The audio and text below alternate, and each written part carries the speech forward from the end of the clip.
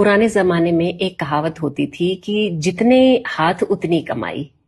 अब इसका अर्थ ये है कि एक घर में कम से कम 10 से 15 बच्चे होते थे और मुख्य काम होता था खेतीबाड़ी करना। तो खेतीबाड़ी में तो जितने लोग होते हैं उतनी ही सरलता से उसको किया जा सकता है। लेकिन धीरे धीरे लोगों ने रियलाइज किया कि भाई इतना बड़ा परिवार पालना सरल नहीं है। और एक नई कहावत भी बन गई कि बच्चे हो 4 सुखी हो परिवार। तो लोगों की जो बच्चे पैदा करने की गिनती थी वो कम हो गई। अब एक एक परिवार में 4 से 5 बच्चे होने लगे। लेकिन बात यहीं खत्म नहीं हो जाती है। इसके बाद फिर थोड़ा समय बीता और कहावत में थोड़ा सा और बदलाव आया। फिर हो गई कहावत हम दो हमारे दो। क्योंकि इससे पहले अब परिवार जो थे वो संयुक्त रह नहीं गए थे, उनका टूटना शुरू हो गया था। अब वो एकल परिवार में परिवर्तित हो गए। अब जब एकल परिवार में परिवर्तित हो गए तो कमाने वाला एक रह गया और पलने वाले 4 हो गए। अब वो 4 भी भारी लगने लगे। इसलिए बात यहीं खत्म नहीं होती है। इस कहावत में फिर से परिवर्तन हुआ। अब शेर का बच्चा एक ही अच्छा।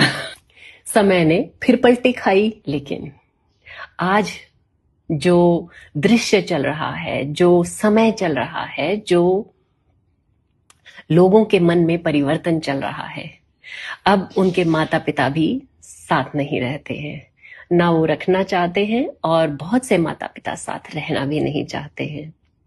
तो अब वो एक बच्चा भी कौन पाले।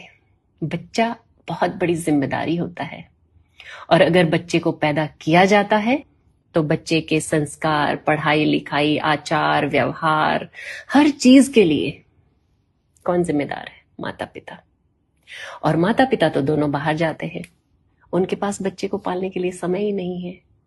तो अब कहावत ने फिर से टर्न लिया। अब कहावत क्या बन गई है? अब ना बच्चा चाहिए ना बच्ची चाहिए, हमको नींद अच्छी चाहिए।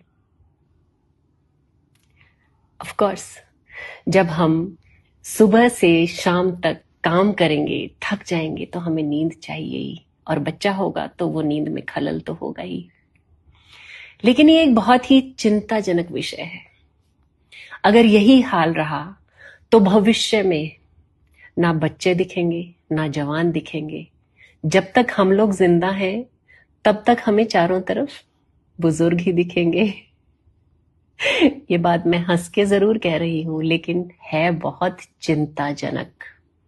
इस पर विचार कीजिए।